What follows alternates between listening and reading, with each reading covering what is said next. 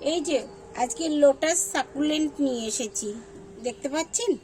এই যে lotus succulent আমি কিভাবে তৈরি করেছি, এই যে আমি তুলছিলাম, দেখুন কত শিকড় হয়েছে।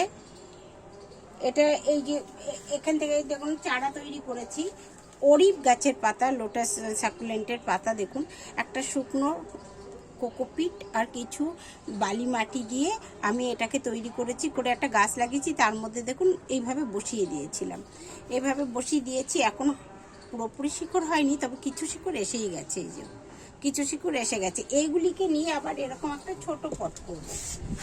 এই যে ছোট পটের মধ্যে বসিয়েছি, এই দেখুন এর থেকে অঙ্কুরিত হয়ে গেছে।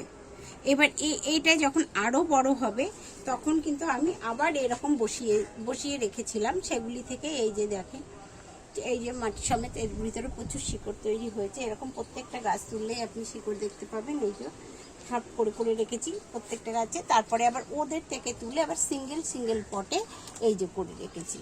লোটাস সাকুলেন্ট আমার তো ভীষণ প্রিয়।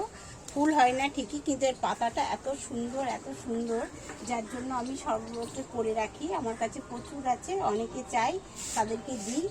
এইভাবেই এই যে সমস্ত অন্যান্য গাছের মধ্যেও করে রেখেছি। এই দেখুন এভাবে পাতা থেকে এর গাছ হয়, এই পাতা থেকে গাছ হয়, আর আমি এভাবেই করে রাখি। আপনারাও চাইলে করতে পারেন আমার মতো করে। এই যে দেখতে পেয়েছেন এর মধ্যে কতগুলি চারা করা রয়েছে। এই দেখুন, তা থেকে একটা তুলে দেখালাম, কত শিকড়ও হয়েছে।